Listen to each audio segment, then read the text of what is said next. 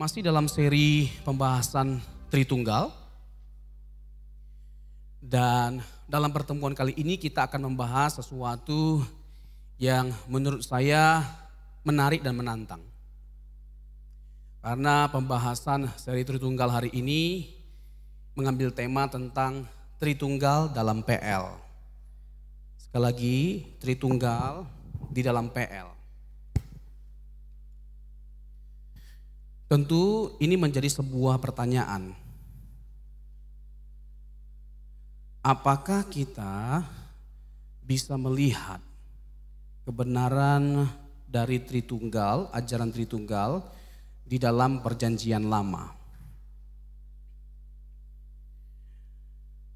Ini menjadi sebuah pertanyaan yang harus kita pikirkan, kita renungkan, kita pahami, sehingga semakin lengkap, semakin dalam, semakin utuh pemahaman kita. Semakin dalam pengenalan kita akan Allah yang benar, Allah yang disembah oleh orang Kristen. Seperti apa Allah itu dan bagaimana dia menyatakan diri dan karyanya adalah sesuatu yang disingkapkan dalam kebenaran Alkitab. Dimulai dari Perjanjian Lama. Poin pertama yang mau saya tegaskan terlebih dahulu sebelum lebih lanjut saya jelaskan pembuktian dari Allah Tritunggal dalam Perjanjian Lama adalah Allah itu bukan baru jadi Tritunggal dalam Perjanjian Baru. Allah bukan juga baru jadi Tritunggal dalam Perjanjian Lama.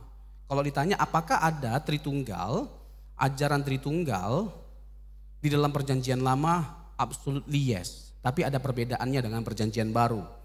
Tetapi saya mau tegaskan sesuatu yang lebih lagi. Bahwa Allah bukan hanya baru jadi Tritunggal dalam PL. Dari kekal sampai kekal, Allah itu Tritunggal adanya.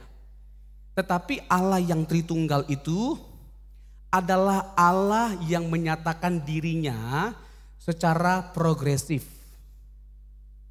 Allah yang Tritunggal itu adalah Allah yang menyatakan dirinya secara progresif. Nanti saya akan jelaskan mengapa Allah yang Tritunggal itu menyatakan dirinya secara progresif atau secara bertahap.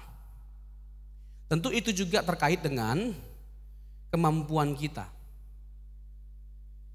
Itu terkait juga dengan masalah waktu dan konteks. Ya, kemampuan, waktu dan konteks. Jadi kita harus membedakan konteks PL dengan konteks PB. Ini adalah unsur-unsur yang akan kita pakai untuk menjawab mengapa Allah menjelaskan tentang dirinya secara berangsur-angsur atau secara bertahap atau secara progresif.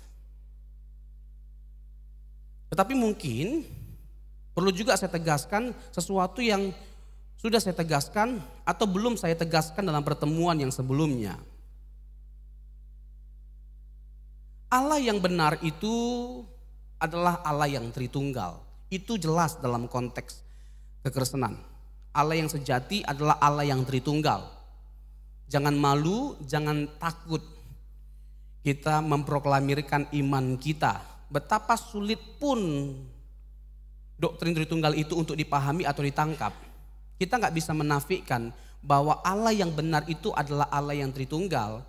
Karena ini bertalian dengan apa yang dituliskan di dalam Alkitab. Saya sudah singgung, terlepas kita mau suka atau tidak suka dengan istilah Tritunggal, terlepas dari kita anti atau tidaknya dengan istilah Tritunggal, tapi kebenaran dari konsep Tritunggal itu tertuang di dalam Alkitab.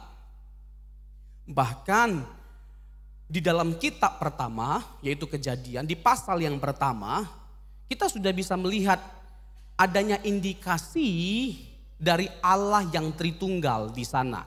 Bayangkan, dari kitab pertama yaitu Kejadian, kita sudah menemukan, mengendus ajaran Tritunggal itu. Tetapi seperti bahasa yang saya gunakan bahwa dalam PL seperti analogi tanaman ya, dalam PL Tritunggal itu masih dalam bentuk benih, tapi baru tumbuh mekar dalam perjanjian baru. Atau bahasa lainnya adalah masih bayang-bayang dalam konteks PL, tapi terang benderang dalam konteks PB. Benih dalam PL, tapi tumbuh mekar dalam perjanjian baru. Bayang-bayang dalam PL, tapi terang benderang dalam perjanjian baru. Jadi ini sesuatu yang luar biasa. Ajaran Tritunggal adalah suatu keunikan dalam konteks kekristenan. Allah yang Tritunggal adalah Allah yang istimewa. Keistimewaan, keunikan, kekhasan dari kekristenan itu dapat dibuktikan dari ajaran Tritunggal. Karl Barth menegaskannya. Seorang tokoh atau teolog yang sangat terkenal. Dia menegaskan bahwa keunikan dari doktrin atau keyakinan atau ajaran dari kekristenan terletak pada ajaran Tritunggal. Jadi karena ini unik, kita harus bangga dan sukacita memproklamirkan Allah yang unik, Allah yang benar ini. Tidak peduli seberapa banyak tuduhan, kritikan atau serangan yang diberikan kepada setiap kita. Kebenaran adalah kebenaran. Karena Tritunggal itu adalah kebenaran. Kita suarakan meskipun banyak kritikan. Seperti ada tuduhan bahwa ajaran Tritunggal adalah hasil karang-karangan bapak-bapak gereja. Tidak ada ajaran Tritunggal sebelum abad keempat. Siapa bilang? Tertullianus itu berasal dari abad kedua. Dialah yang pertama kali memformulasikan istilah Tritunggal. Una substantia tres personae, satu substansi atau satu hakikat, tiga pribadi. Itu sebelum konsili Nisea. Abad keempat, abad kedua. Tertullianus sudah menegaskan kebenaran itu, Origenes sudah menegaskan. Dan masih banyak lagi tokoh-tokoh yang lainnya yang menegaskan kebenaran dari Allah yang jamak pribadinya. Tapi mereka tidak mengesampingkan Allah yang jamak pribadinya itu adalah Allah yang esa. Allah yang esa. Jadi saya mau tegaskan sekali lagi, jangan malu, jangan takut untuk mengakui kebenaran dari apa yang kita yakini. Suarakan firman ini. Ini kebenaran tertinggi. Sekaligus ini juga menjadi paradoks tertinggi. Keyakinan kita akan Allah yang Tritunggal itu sebuah paradoksal, bukan sebuah pertentangan. Karena tidak ada pertentangan dalam ajaran Tritunggal. Karena antara pribadi dan hakikat itu dua hal yang berbeda, maknanya berbeda. Terkesan itu bertentangan tapi tidak. Namanya itu paradoksal, paradoks, dan ajaran Tritunggal dan Duinatur Kristus itu adalah paradoks tertinggi dalam kekristenan.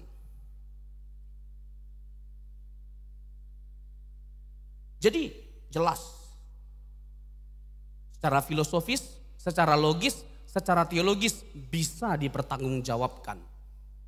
Dan dalam 2 kali pertemuan malam ini dan dalam pertemuan selanjutnya kita akan membahas secara teologis kebenaran dari ajaran yang Tritunggal. Malam ini PL, nanti pertemuan selanjutnya PB. Tapi memang kita harus akui datanya lebih banyak di perjanjian baru. Nah, saya masuk kepada pertanyaan saya yang awal terkait dengan 3 unsur tadi, ya. Waktu, keterbatasan kita, dan konteks. Jadi kalau kita lihat perjanjian lama, ini formulasinya ya, dan ini salah satu rumusan yang paling penting untuk kita ingat. Tidak sedikit teks atau konteks, tidak sedikit teks atau konteks yang akan membingungkan untuk dipahami kalau kita tidak melihat dari pendekatan atau kacamata Trinitarian, Tritunggal. Ada banyak teks-teksnya. Kita akan memiliki kesulitan, kesukaran memahami beberapa teks dalam Alkitab yang menekankan keesaan dan kejamakan pribadi Allah kalau kita tidak meyakini atau mempercayai Allah yang Tritunggal. Tetapi di satu sisi, Kalau kita melihat perjanjian lama, kita dapat menyimpulkan bahwa PL, perjanjian lama, itu lebih banyak menegaskan keesaan Allah. PL itu lebih banyak menekankan keesaan Allah. Dan itu ada beberapa alasannya mengapa PL lebih banyak menekankan keesaan Allah. Jadi PL lebih banyak menekankan keesaan Allah dibandingkan kejamakan dari pribadi Allah. Hal itu dikarenakan bahwa PL, orientasi PL itu adalah memperkenalkan diri Allah sebagai satu-satunya Allah yang benar. Satu-satunya Allah yang benar. Jadi keesaan itu, ya pertama-tama itu konteksnya. Kenapa PL lebih banyak berbicara tentang keesaan Allah. Untuk menunjukkan bahwa Allah atau Yahweh atau Elohim itu adalah Allah yang benar. Tidak seperti Allah-Allah atau dewa-dewa yang disembah oleh bangsa-bangsa di sekitar atau di sekeliling Israel. Bangsa kafir, orang-orang kafir karena menyembah Allah-Allah palsu, ilah-ilah palsu, dewa-dewi palsu. Baal, Asyera dan lain sebagainya macamnya. Seperti bangsa Kanaan. Itu menyembah banyak Allah, bukan satu Allah. Banyak Allah. Nah, supaya tidak rancu pemahaman mereka, karena mereka dikelilingi oleh bangsa-bangsa yang menyembah banyak dewa atau politeisme, Allah terlebih dahulu menekankan keesaannya sebagai satu-satunya Allah yang benar. Kenapa tidak langsung? Karena belum siap. Nanti dalam konteks perjanjian baru, lewat inkarnasi Tuhan Yesus, baru dengan terang benderang, baru dengan lengkap, dengan holistik, dengan utuh kita bisa mengenal Allah yang Tritunggal itu, yang jamak pribadinya. Karena inkarnasi Tuhan Yesus itu adalah case atau contoh yang terbaik untuk kita bisa mengenal Allah Tritunggal. Tanpa inkarnasi Tuhan Yesus, maka kita tidak mungkin bisa mengenal Allah yang Tritunggal seperti hari ini atau saat ini. Itu alasannya. Jadi tidak ada seorang pun nabi, tidak ada seorang pun imam, tidak ada seorang raja, satu pun pribadi dalam perjanjian lama yang bisa mewakili Allah dalam memperkenalkan dirinya secara utuh. Hanya yang bersama dengan Allah yang bisa memperkenalkan siapa Allah, dan itu dikuatkan oleh kesaksian perjanjian baru. Yohanes 1 ayat 18 yang berada di pangkuan Bapa. Siapa? Anak Allah, Yesus Kristus. Hanya Yesus yang bisa memperkenalkan siapa Allah yang sejati, Allah yang benar, yaitu Allah Tritunggal. Dia adalah anak, tapi sekaligus juga dia adalah Allah. Anak Allah, anak manusia. Kata anak Allah menunjukkan bahwa dia benar-benar Allah, sepenuhnya Allah. Kata anak manusia itu sering digunakan juga, itu menunjukkan bahwa dia adalah sepenuhnya manusia. Jadi dia bukan hanya sekedar adalah firman yang berinkarnasi atau menjadi daging to become flesh. Tetapi dia juga adalah Allah itu sendiri, dan kita sudah mendiskusikan hal ini. Membicarakan hal ini dalam pertemuan sebelumnya terkait dengan kristologi. Bahwa dia memiliki dua natur. Di mana inkarnasi Tuhan Yesus itu berbicara tentang Yesus plus. Yesus menambahkan pada dirinya natur lain. Tapi ketika dia menambahkan satu natur lagi pada dirinya, dia tidak kehilangan natur keilahiannya. Natur keilahiannya tetap pada dirinya. Saya lanjutkan lagi terkait dengan bahwa PL itu lebih banyak menekankan keesaan Allah. Nanti saya akan singgung juga terkait dengan adakah teks atau konteks dalam Alkitab yang memberi indikasi akan adanya kejamakan pribadi Allah. Kalau kita lihat di 1 Raja-Raja pasal 18, kita bisa melihat pergumulan Elia melawan nabi-nabi palsu, nabi-nabi Baal, nabi-nabi Asyera. Nah, ini menarik sekali. Ketika saya membaca 1 Raja-Raja 18, ada 2 yang menjadi pesan utama dari 1 Raja-Raja 18 itu. Yang pertama, Allah itu adalah Allah yang benar. Allah yang disembah oleh Elia dan bangsa Israel adalah Allah yang benar. Yahweh itu adalah Allah yang benar. Yang kedua, Allah yang berkuasa. Dan kekuasaannya tidak terbatas. Kekuasaannya tidak dibatasi oleh tempat tertentu atau waktu tertentu.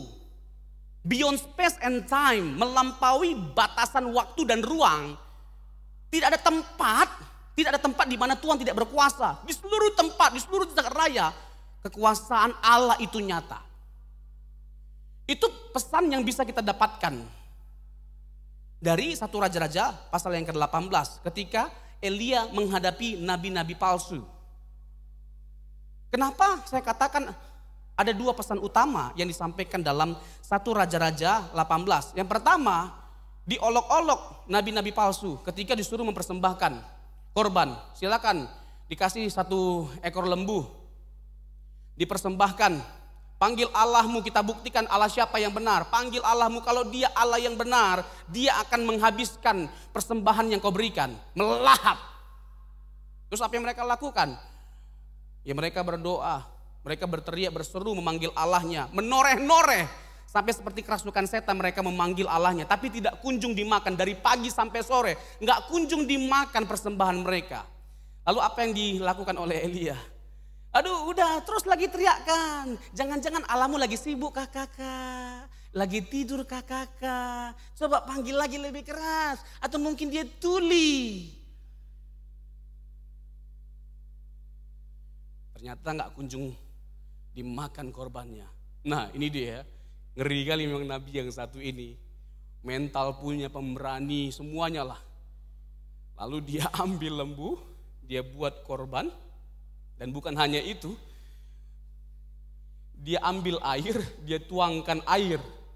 Sekali lagi dia tuangkan air di mezbah itu. Untuk menunjukkan bahwa Tuhan itu adalah Tuhan yang berkuasa, Tuhan yang maha kuasa. Bukan hanya Tuhan yang benar, tapi Tuhan yang berkuasa. Apa yang terjadi? Dia berdoa kepada Allah Abraham, Ishak dan Yakub, Allah Israel. Dilahap sampai hangus semuanya.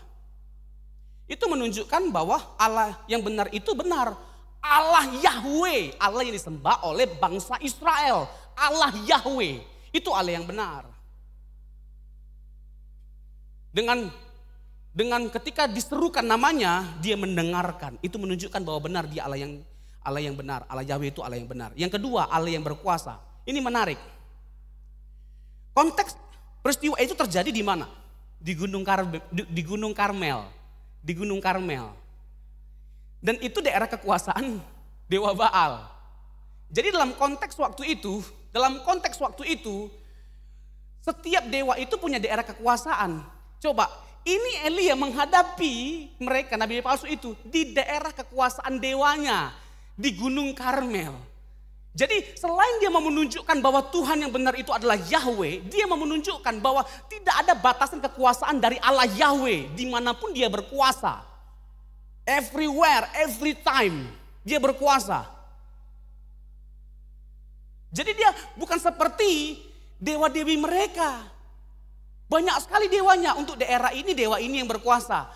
Untuk daerah ini dewi ini yang berkuasa. Kalau kita memperkarakan ini harus bawa ke dewa yang ini. Oh kalau Tuhan kita Esa. Satu-satunya Allah yang benar.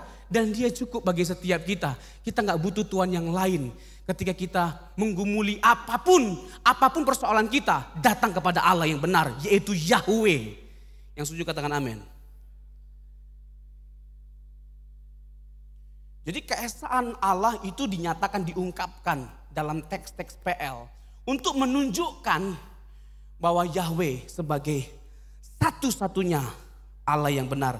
Tidak ada Allah seperti Allah Yahweh. Jadi jelas kita bisa melihat mengapa PL lebih banyak menekankan keesaan Allah. Yang kedua, tadi saya ada singgung sedikit. Yang kedua, mengapa dalam PL itu lebih banyak berbicara tentang keesaan Allah? Karena Allah adalah pribadi yang menyatakan dirinya secara bertahap. Dan puncak dari pengenalan akan dirinya sebagai Allah yang Tritunggal baru bisa dipahami jauh lebih baik, jauh lebih luas, jauh lebih komprehensif melalui inkarnasi Tuhan Yesus. Dan ini menarik, tanpa kehadiran Yesus maka mustahil kita bisa memahami Allah yang Tritunggal seperti hari ini. Kita mengenal siapa itu anak, siapa itu firman. Kita mengenal siapa itu Roh Kudus. Kita mengenal bahwa Allah kita itu satu hakikatnya dengan 3 pribadinya. Bukan kita yang menciptakan atau mengalahkan ketiga pribadi ini.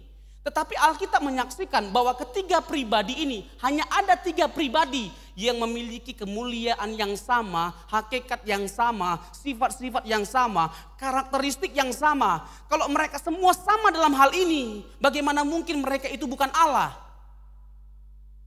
Alkitab yang menegaskannya. Dan dalam konteks inkarnasi Tuhan Yesus, baru semuanya ini terang benderang. Di PL kurang terlihat. Masih samar-samar atau kabur. Nah, itulah alasan mengapa PL lebih banyak menekankan keesaan Allah. Nah, ayat populer. Ulangan 6 ayat 4. Ini pengakuan iman Yahudi, pengakuan iman Israel. Sesuatu yang setiap hari mereka deklarasikan, proklamirkan. Shema Yisrael Adonai Elohenu Adonai Echad. Allah itu Echad.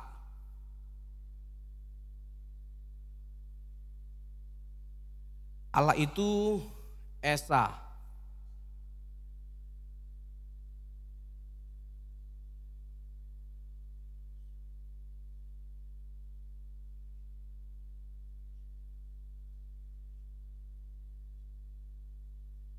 Tetapi tidak sedikit para teolog menegaskan bahwa kata echad itu bukan dalam pengertian one in isolation, bukan dalam pengertian satu dalam kesendirian, tapi satu kesatuan.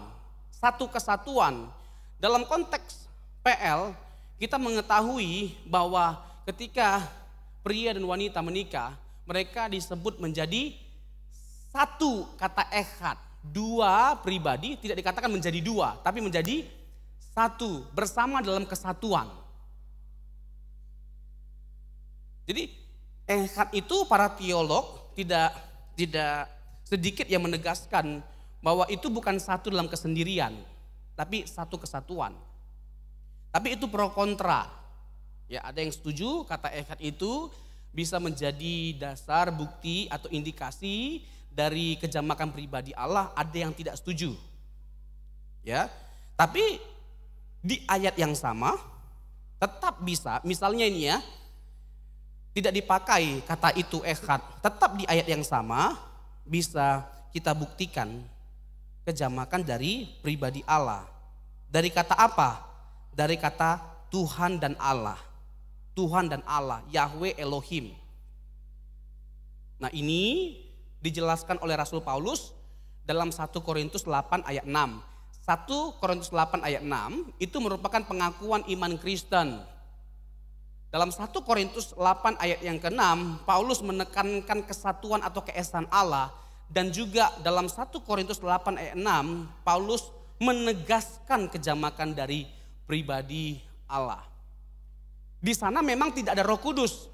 Ada satu Allah yaitu Bapa, ada satu Tuhan yaitu Yesus.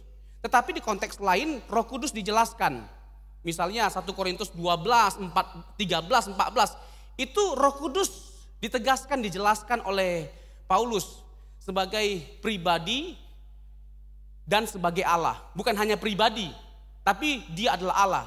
Roh Kudus itu bukan benda, Roh Kudus itu bukan kekuatan atau energi atau kuasa. Roh Kudus itu adalah pribadi dan dia bukan hanya pribadi, dia adalah Allah. Mungkin nanti ada kesempatan khusus untuk saya membicarakan tentang Roh Kudus. Apakah dia hanya sekedar benda atau kuasa atau energi? Nanti saya akan jelaskan. Tapi jelas kalau kita melihat surat-surat Rasul Paulus secara khusus pasal yang ke-12 dari 1 Korintus ayat 12 sampai 14, Paulus menekankan bagaimana Roh Kudus itu memimpin setiap orang percaya dan memberdayakan setiap orang yang percaya. Satu roh tapi banyak karunia. Mengapa begitu banyak karunia? Dipersembahkan kepada banyak orang.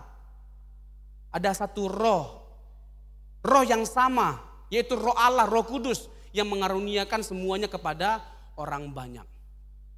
Di kesempatan lain, jadi Paulus itu menjelaskan tentang Roh Kudus. Jadi Alkitab itu Bapak Ibu, enggak boleh enggak boleh hanya dilihat satu ayat aja, satu konteks saja, harus semua ayat, semua konteks dilihat.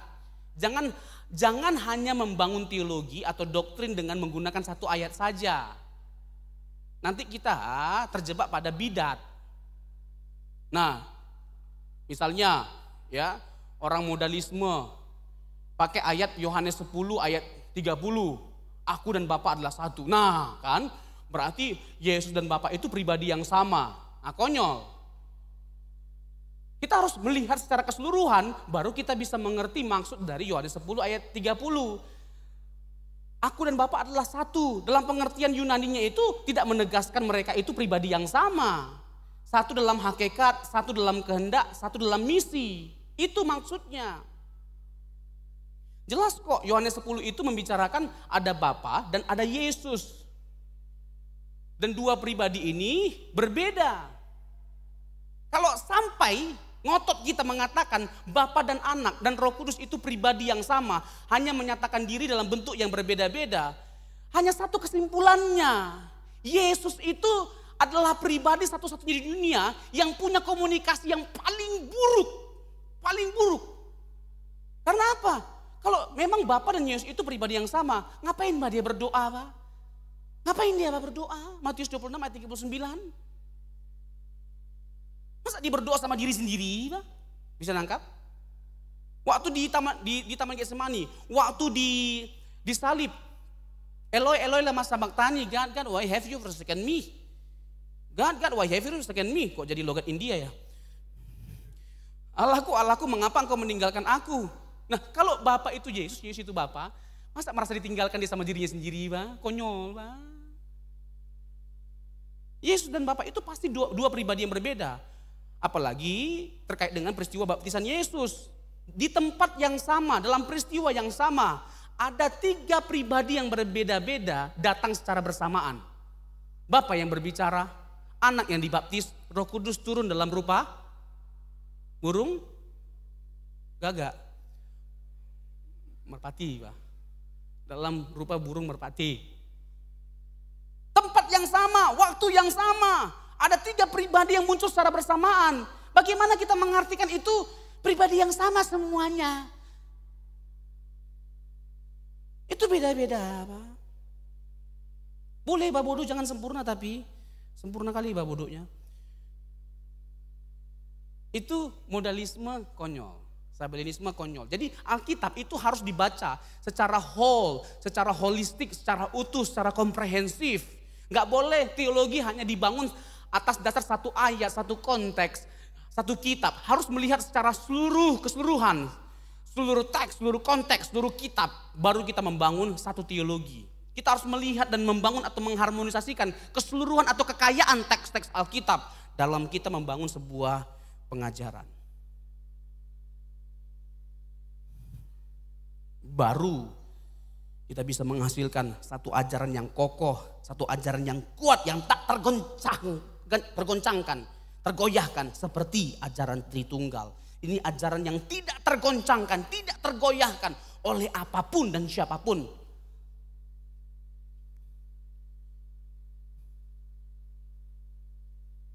Jadi Bapak Ibu Saudara yang terkasih, kita sudah bisa menangkap, memahami bahwa Allah ditegaskan sebagai Allah yang esa di dalam perjanjian lama.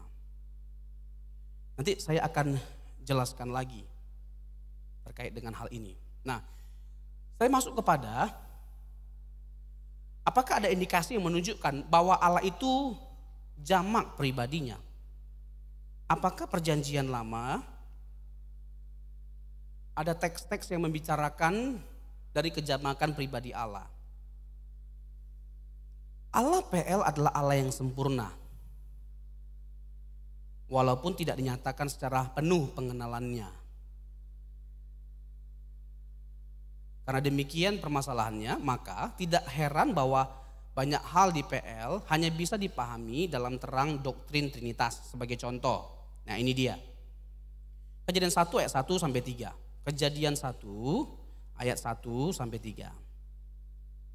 Nah, tidak sedikit para pakar, para teolog, ya para ahli, memulai pembuktian dari ajaran Tritunggal atau doktrin Tritunggal dari kitab Kejadian. Dari pasal yang pertama, bahkan dari ayat yang pertama. Dikatakan dalam Kejadian 1 ayat 2 sampai 3.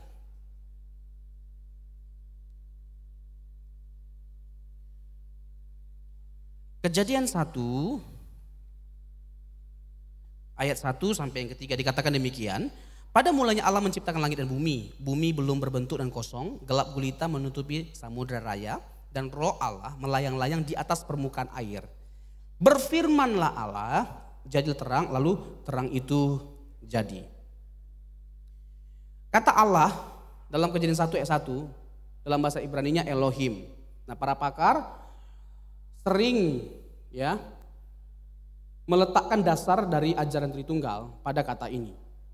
Elohim. Ini merupakan bentuk jamak dari Eloah. Ya, Im menyatakan adanya kejamakan dari hakikat Allah yang Esa itu. Ada kejamakan dalam pribadi Allah. Tapi berapa banyak dan siapa belum bisa dipastikan atau diketahui. Sekali lagi ya, progresif, berangsur-angsur, bertahap. Tetapi dari kata ini sudah mulai ada pembuktian atau indikasi bahwa Allah itu ada kejamakan pribadi. Nah untuk meneguhkan statement kita, dalil kita bisa melihat dalam Kejadian 1 ayat 26. Baiklah kita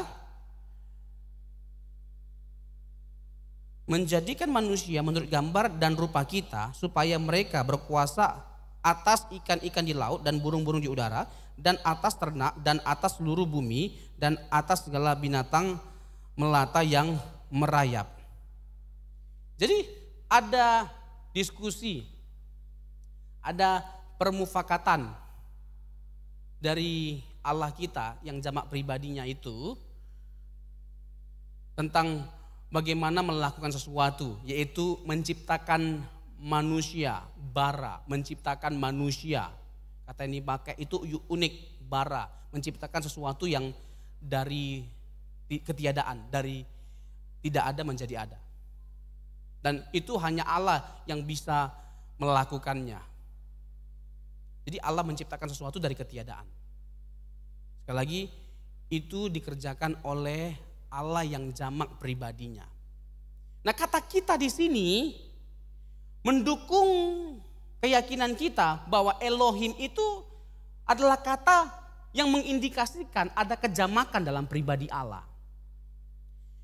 Di ayat 26 ini sebenarnya ada tiga tafsiran. Yang pertama Allah dengan para malaikat. Yang kedua Allah dengan manusia. Yang ketiga pribadi-pribadi Allah. Nah, kalau Allah dengan manusia nggak mungkin karena manusia yang diciptakan. Kalau Allah dengan para malaikat, tidak pernah ada indikasi menunjukkan bahwa Allah itu mengikut sertakan makhluk yang lainnya dalam menciptakan sesuatu. Tidak ada indikasi dalam Alkitab. Ada yang mengatakan, menafsirkan bahwa itu hanya sebuah sidang ilahi di mana Tuhan memproklamirkan bahwa Dia akan menciptakan manusia, tapi yang mengerjakan pada akhirnya adalah Allah. Tapi kalau di Kejadian 1, kalau kita melihat konteksnya, sebenarnya tidak ada indikasi terkait dengan sidang ilahi. Divine Council. Tidak ada. Jadi kita lebih setuju bahwa kata kita itu adalah rujukan terhadap adanya kejamakan dalam pribadi Allah. Dengan demikian kita bisa mengartikan kata Elohim itu adalah kata yang menunjukkan adanya kejamakan pribadi. Nah begini, 1, 2, 3, Kejadian 1 ayat 1, 2, 3. Nah para pakar bilang begini, pada mulanya Allah menciptakan langit dan bumi, ya, Elohim, ya, ada Bapa yang berfirman, lalu ada Roh Kudus yang melayang-layang, Roh Allah melayang-layang di atas permukaan air. Ada Roh Kudus, Roh Allah yang bekerja. Jadi ada sih yang mencoba untuk menderivasi, ya, membeda-bedakan pribadi Roh Kudus dengan karyanya. Misalnya Bapa diidentikan sebagai pencipta, Anak diidentikan sebagai penyelamat, Roh Kudus diidentikan sebagai penolong. Tapi yang benar sebenarnya pribadi dari Allah Tritunggal itu selalu bekerja bersama-sama dalam semua karyanya, termasuk penciptaan. Jadi yang menciptakan itu bukan hanya Bapa, Roh Kudus juga turut menciptakan. Anak atau Yesus Kristus juga turut menciptakan. Yohanes 1 ayat 1 sampai 3, Ibrani 1 ayat 1 sampai 3. Itu jelas indikasinya bahwa anak turut bekerja untuk menciptakan segala sesuatu. Nah, kata dalam ayat 3, kata berfirmanlah Allah itu menunjukkan bahwa Allah menciptakan alam semesta itu dengan firman-Nya, yaitu melalui atau bersama dengan Yesus Kristus. Nah, inilah yang saya sebut tadi, dari Kejadian pasal yang pertama, dari kitab yang pertama, kita sudah bisa mengendus kejamakan dari Allah Tritunggal, kejamakan pribadinya. Nah, kita masuk kepada teks-teks yang lainnya yang bisa menguatkan keyakinan kita bahwa dalam PL juga bisa kita lihat bahwa Allah itu jamak pribadinya. Misalnya ini ya, tadi Kejadian 1 ayat 26. Lalu Yesaya 6 ayat 8. Siapa yang akan pergi untuk kami? Siapa yang akan pergi untuk kami? Itu jelas mengindikasikan adanya kejamakan pribadi Allah. Lalu dalam Kejadian 11 terkait dengan Menara Babel. Baiklah kita turun mengacau balaukan bahasa manusia. Karena mereka ingin membangun kemasyhuran namanya. Hanya Allah yang layak dimasyhurkan, tidak ada yang lain selain Allah. Makanya Allah dalam kejamakan pribadinya, baiklah kita ya berinisiatif untuk mengacau balaukan ya bahasa manusia sehingga enggak terlaksana apa yang mereka inginkan. Kita juga bisa melihat adanya teofani atau kristofani dalam Perjanjian Lama. Kristofani artinya penampakan diri Kristus dalam Perjanjian Lama. Banyak penampakan diri Allah dalam PL itu Yesus. Ya, ada orang ya, misalnya di Tarbantin Kejadian pasal yang ke-18 ada 3 orang yang datang kepada Abraham memberitahukan bahwa Abraham akan punya anak. Itu salah satu di antara mereka yang di tengah itu teofani, itu kristofani, itu Yesus. Jadi ada kalanya Tuhan menampakkan dirinya dalam rupa seorang manusia. Ada kalanya dia menampakkan dirinya dalam rupa seorang malaikat. Malaikat Tuhan. Jadi kalau di PL ada kata malaikat Tuhan, Tuhannya huruf besar semua. Itu Yesus. Malach Yahweh. Itu Yesus. Coba kita buka dalam Kejadian pasal yang ke-32 ayat 24. Kejadian pasal yang ke-32 ayat yang ke-24. Ya, terkait dengan pergulatan dari Yakub. Itu penampakan diri Yesus. Lalu kita buka Keluaran pasal 23. Keluaran pasal 23 ayat 24. Janganlah engkau sujud menyembah kepada Allah mereka atau beribadah kepadanya, dan janganlah engkau meniru perbuatan mereka, tetapi haruslah engkau memusnahkan sama sekali patung-patung berhala buatan mereka dan tunggu-tunggu berhala mereka harus kau remukkan sama sekali. Ayat 25, tetapi kamu harus beribadah kepada Tuhan Allahmu, Yahweh Elohim Yahweh. Maka ia akan memberkati roti makananmu dan air minumanmu, dan aku akan menjauhkan penyakit dari tengah-tengahmu. Jadi ada gabungan nama Allah ya, Elohim Yahweh. Dan itu bisa sekaligus pembuktian kejamakan dari pribadi Allah. Lalu Keluaran 23 ayat 21. Keluaran 23 ayat 21. Dari ayat 20 deh, dari ayat 20. Keluaran 23 ayat 20. Sesungguhnya aku mengutus seorang malaikat. Siapa malaikat ini? Dia bukan hanya malaikat biasa. Dari mana kita tahu? Mari kita lihat. Sesungguhnya aku mengutus seorang malaikat berjalan di depanmu untuk melindungi engkau di jalan dan untuk membawa engkau ke tempat yang telah kusediakan. Belum terlalu istimewa ya, karena para malaikat yang lainnya juga bisa melindungi, bisa melakukan sesuatu yang supranatural. Ayat 21. Jagalah dirimu di hadapannya dan dengarkanlah perkataannya, janganlah engkau mendurhaka kepadanya, sebab pelanggaranmu tidak akan diampuninya, sebab namaku ada di dalam dia. Namaku ada di dalam dia. Nanti Bapak Ibu bisa lihat Yohanes pasal yang ke-17 ayat yang ke-12, di mana Tuhan menegaskan bahwa Tuhan Yesus, berikanlah namamu yang ada padaku. Yohanes pasal yang ke-17. Coba kita buka ayat yang ke-12. Jangan sampai salah. Ya betul. Selama aku bersama mereka, aku memelihara mereka dalam namamu, yaitu namamu yang telah engkau berikan kepadaku. Nama Yahweh, nama pribadi Allah itu hanya dimiliki oleh Allah. Kalau Yesus bukan Allah, maka dia tidak layak untuk menerima nama pribadi Allah, yaitu Yahweh. Bisa nangkap? Itu hanya dimiliki oleh Allah. Dengan kata lain, berarti seorang malaikat yang dimaksud dalam Keluaran tadi, itu siapa? Itu adalah Yahweh, itu adalah Yesus. Keluaran 23 tadi. Jagalah dirimu di hadapannya dan dengarkanlah perkataannya, janganlah engkau mendurhaka kepadanya, sebab pelanggaranmu tidak akan diampuni, sebab namaku ada dalam dia. Ada dua hal. Yang pertama, pelanggaran kita tidak akan diampuni. Yang mengampuni kita siapa? Yang mengampuni kita siapa? Allah. Loh, kok bisa-bisanya ada malaikat yang dianggap bisa mengampuni? Jadi malaikat itu bukan malaikat biasa. Siapakah dia? Teofani, Kristofani, penampakan diri Yesus dalam perjanjian lama. Malaikat itu bukan malaikat biasa, itu adalah Yesus. Kenapa kita berkata bahwa dia adalah Tuhan? Karena dia bisa mengampuni. Yang kedua, nama Allah itu ada pada diri malaikat itu. Bagaimana dengan Roh Kudus? Kita bisa melihat dalam Ayub 33 ayat yang keempat. Ayub 33 ayat yang keempat. Ini ayat yang menegaskan bahwa Roh Kudus itu adalah satu pribadi dan Allah juga. Ayub 33 ayat 4. Roh Allah telah membuat aku dan nafas yang maha kuasa membuat aku hidup.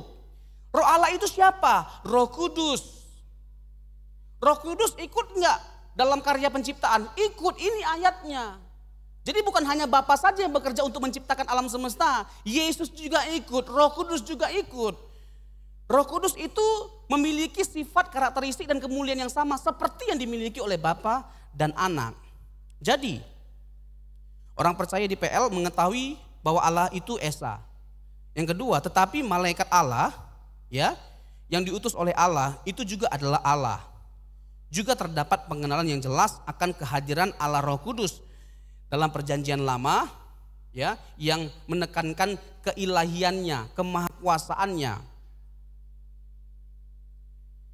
Jadi Bapak Ibu, walaupun orang-orang percaya di zaman perjanjian lama belum melihat manifestasi yang sempurna dari ketiga pribadi sebagaimana kita lihat saat ini, tidak bisa disangkali bahwa Allah yang dinyatakan dalam sejarah PL secara bertahap adalah Allah Trinitas, Allah yang sama, bukan Allah yang lain.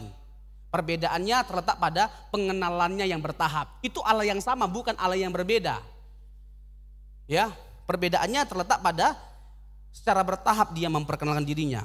Nah, saya lanjutkan lagi sebelum kita masuk ke sesi tanya jawab karena waktunya sudah sangat singkat. Kita bisa melihat teks-teks yang lainnya yang menjadi dasar bagi setiap kita untuk menunjukkan adanya kejamakan dari pribadi Allah. Coba kita lihat Ibrani pasal yang ke-1 ayat yang ke-8. Ibrani pasal yang ke-1 ayat yang ke-8. Dikatakan demikian, tetapi tentang anak ia berkata, ya Allah,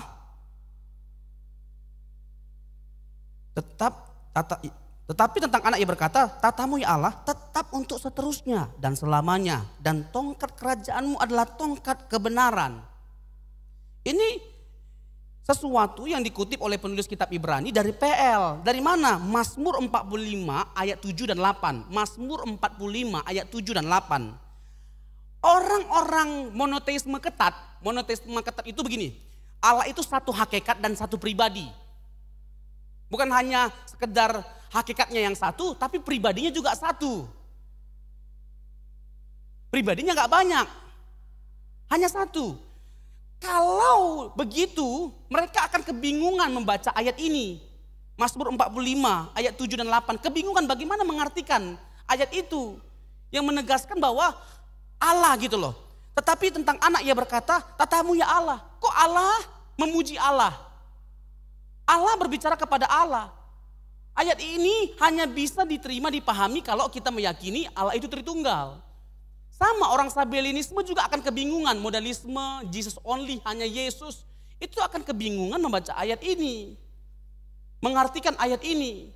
Jadi ayat ini memberikan sebuah penekanan yang kuat bahwa tidak bisa tidak, kita harus mempercayai Allah itu jamak pribadinya.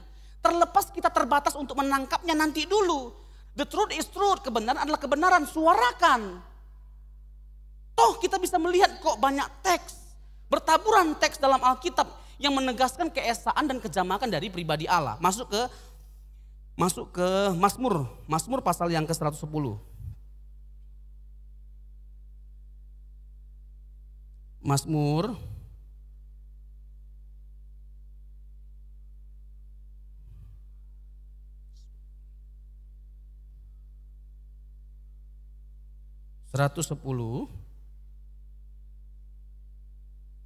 dikatakan demikian. Mazmur Daud, demikianlah firman Tuhan kepada Tuanku, duduklah di sebelah kananku sampai kubuat musuh-musuhmu menjadi tumpuan kakimu. Ayat ini dikutip dalam Mazmur pasal 22. Matius. Ya, Mazmur 110 ayat 1 dikutip dalam apa? Matius pasal 22.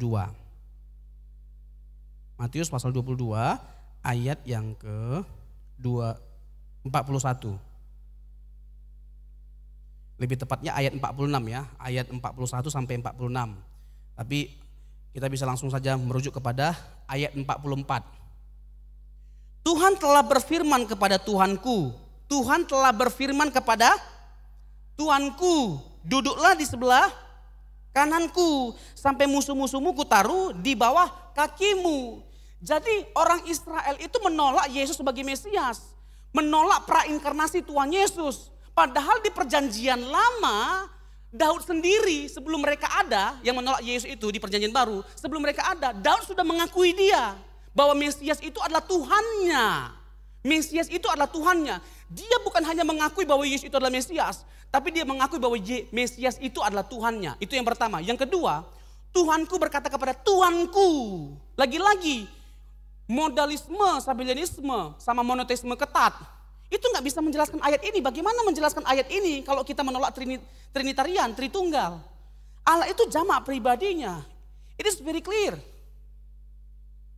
Daud itu seorang raja.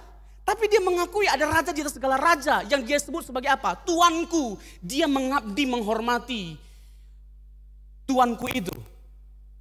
Nah, menarik kalau kita melihat Markus pasal yang ke-14 ayat 61 sampai ayat 64. Duduklah di sebelah kananku. Itu sebuah indikasi yang menarik sekali. Apa artinya? Coba kita lihat ya. Markus pasal yang ke-14 ayat 61. 61 sampai 22 deh. Tetapi ia tetap diam dan tidak menjawab apa-apa. Imam besar itu bertanya kepadanya sekali lagi. Katanya, apakah engkau Mesias, anak dari yang terpuji? Ada 4 poin penting dalam ayat 62. Bapak Ibu bisa catat. Ini penting sekali. Untuk mendeklarasikan bahwa Yesus itu bukan hanya sekedar manusia biasa, tapi dia adalah Allah. Dia adalah manusia sepenuhnya dan Allah sepenuhnya. Ayat 62. Jawab Yesus, akulah dia. Yang pertama, dan kamu akan melihat anak manusia. Yang kedua, duduk di sebelah kanan yang maha kuasa. Yang ketiga, dan datang di tengah-tengah awan-awan di langit. Keempat, ada 4 poin yang penting sekali untuk kita ingat. Dan semuanya itu ada artinya. Akulah dia. Dia menegaskan bahwa dia benar adalah Mesias. Dan dia bukan hanya sekedar Mesias, dia adalah Tuhan, dia adalah Allah. Dengan merujuk Matius 22 tadi. Selanjutnya dikatakan kamu akan melihat anak manusia. Kata anak manusia itu sebuah terminologi yang menekankan keilahian Tuhan Yesus. Coba kita lihat. Dalam Daniel pasal yang ke-7, ayat yang ke-14. Daniel pasal yang ke-7 ayat yang ke-14. Dikatakan demikian. Jadi kata atau istilah anak manusia itu sebuah rujukan terhadap Yesus Kristus yang adalah Allah itu sendiri. Dikatakan demikian. Lalu diberikannya kepadanya ayat 13 ya, dimulai dari ayat 13. Aku terus melihat dalam penglihatan malam itu, tampak datang dengan awan-awan dari langit seorang seperti siapa? Seperti siapa? Anak manusia. Anak manusia itu siapa? Siapa? Yesus. Dan bagaimana Daniel melihat atau mengabarkan pribadi yang disebut sebagai anak manusia ini? Mari kita lihat. Yang menunjukkan keilahiannya. Datanglah ia kepada yang lanjut usianya itu. Yang lanjut usianya siapa? Siapa? Yang lanjut usianya? Opung-opung. Datanglah ia kepada yang lanjut usianya itu. Bapa. Ini sebuah terminologi aja. Ya, jangan dipahami secara literal. Datanglah dia kepada yang lanjut usianya itu. Dan ia dibawa ke hadapannya. Lalu diberikannya kepadanya kekuasaan dan kemuliaan dan kekuasaan sebagai raja. Maka orang-orang dari segala bangsa, suku bangsa dan bahasa mengabdi kepadanya. Kekuasaannya ialah kekuasaan yang kekal yang tidak akan lenyap. Dan kerajaannya ialah kerajaan yang tidak akan musnah. Ini senada dengan pernyataan Paulus dalam Filipi 2 ayat 10 dan 11. Semua lutut akan bertelut, semua lidah akan mengaku bahwa Yesus adalah Tuhan. Bagaimana mungkin kita menolak keilahian Tuhan Yesus? Sementara very clear, sangat jelas dan terlalu banyak ayat-ayat yang mengindikasikan bahwa Yesus itu adalah Allah. Allah itu Tritunggal, keesaan kejamakannya begitu nyata dalam Alkitab. Kembali lagi ya, yang terakhir ya, karena waktunya udah habis. Markus pasal yang ke-14 tadi. Markus 14 ayat 62. Sekali lagi, akulah dia, 1, dan kamu akan melihat anak manusia yang tadi, ya. Anak manusia, 2, duduk di sebelah kanan yang maha kuasa. Kata duduk di sebelah kanan yang maha kuasa pada waktu itu konteksnya very clear. Itu berbicara tentang apa? Kekuasaan. Kekuasaan. Yang berkuasa atas alam semesta, atas segala bangsa, itu hanya Allah. Nah, ayat ini menegaskan bahwa anak manusia, yaitu Yesus yang adalah Mesias itu memiliki apa? Kekuasaan. Itu menunjukkan benar bahwa dia adalah Allah itu sendiri. Yang terakhir, yang keempat, datang di tengah-tengah awan-awan di langit. Ini berbicara tentang apa? Dia datang sebagai hakim. Dia datang sebagai hakim. Kalau di agama tetangga kita, diakui Yesus itu akan datang sebagai hakim. Kalau diakui Yesus sebagai hakim, konsekuensi logisnya adalah harus diakui bahwa Yesus itu adalah Tuhan, Allah. Karena bagaimana mungkin hakim atas seluruh bangsa bukan Tuhan? Untuk dia menjadi hakim atas seluruh bangsa, kualifikasi ini harus dia miliki. Dia maha tahu, dia maha bijaksana. Bagaimana dia bisa menghakimi seluruh bangsa kalau dia tidak maha bijaksana dan tidak maha tahu? Dia harus tahu semua kesalahan kita. Jadi Kalau diakui dia sebagai hakim atas seluruh bangsa, maka dia adalah Allah itu sendiri. Masih banyak sebenarnya ayat-ayat yang saya mau jelaskan yang menekankan keesaan dan kejamakan pribadi Allah dalam konteks perjanjian lama, bertaburan ayatnya. Tetapi seperti yang saya katakan, PL very spesifik ya, lebih banyak atau secara khusus menekankan keesaan Allah dalam perjanjian lama. Sekian kebenaran firman Tuhan, Tuhan Yesus memberkati.